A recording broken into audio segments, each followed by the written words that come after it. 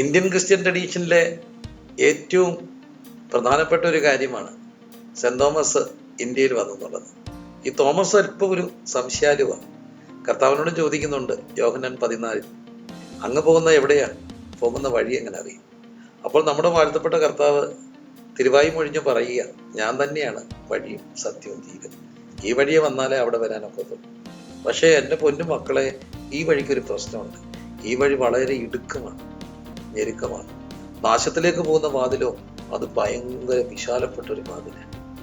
വിശാലപ്പെട്ട വഴിയെ പോയിട്ട് പലരും ചെന്നെത്തുന്നത് നാശത്തിന്റെ വഴിയില്ല. പക്ഷെ ഈ ഇടുക്കമുള്ളൊരു വഴി നമ്മുടെ സുഖങ്ങൾക്ക് ഇഷ്ടം പോലെ പോകാനൊക്കത്തില്ല.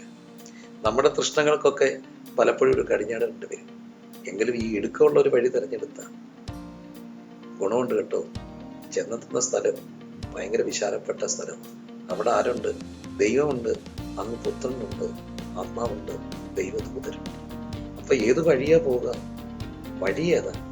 വിശാലപ്പെട്ട വഴിയാ. ചെന്നെത്തുന്ന സ്ഥലം അത്ര സുഖകരമാകില്ല. എന്നാൽ ഇടുക്കമുള്ള വഴിയെ പോയാൽ ചെന്നെത്തുന്ന സ്ഥലം നിത്യതയുടെ തുടങ്ങുന്നു. നമുക്ക് തിരഞ്ഞെടുക്കാം ആ ഇടുക്കമുള്ള പാത.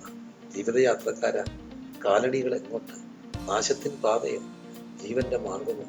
ലക്ഷ്യം മുൻപിൽ എന്ത്? ഒന്ന് ചിന്തിക്കാം, വഴി ഏതാ? ഇടുക്കമുള്ളതോ വിശാലം?